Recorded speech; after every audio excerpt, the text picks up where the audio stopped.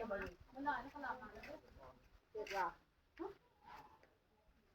็ดว่าเพศบ่รอนี่มาที่ข้าไปนะ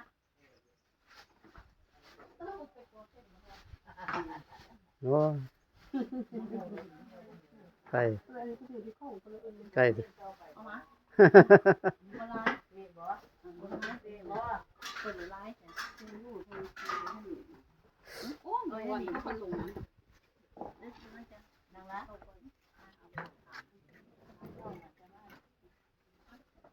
ยก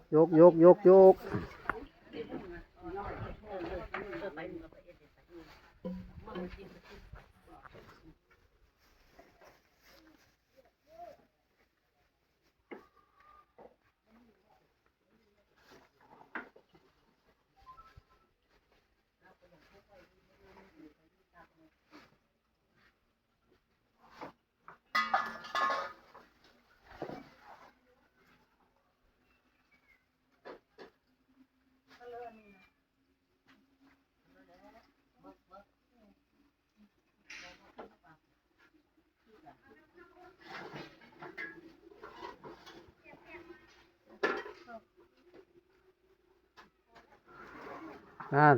มาฝึกไว้ตอนสิเป็นเนียนอยู่ครับว่า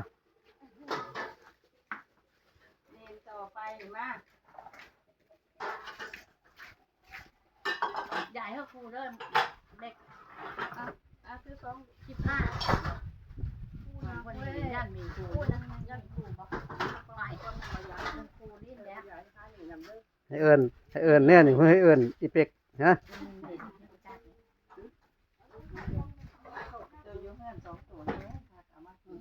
นั่นคอยเลยนี่คอยขอเนี่ยมาเมื่อจ้าเ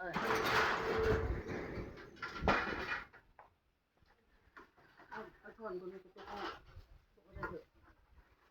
ตกลงตรงนี้จ้ะมันไล่เราไปดิห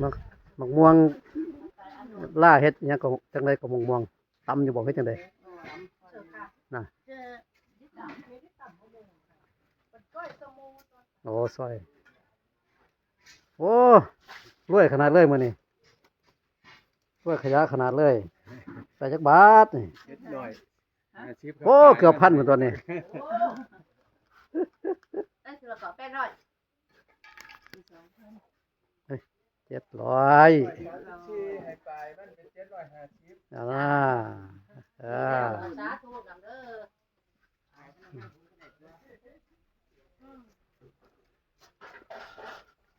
700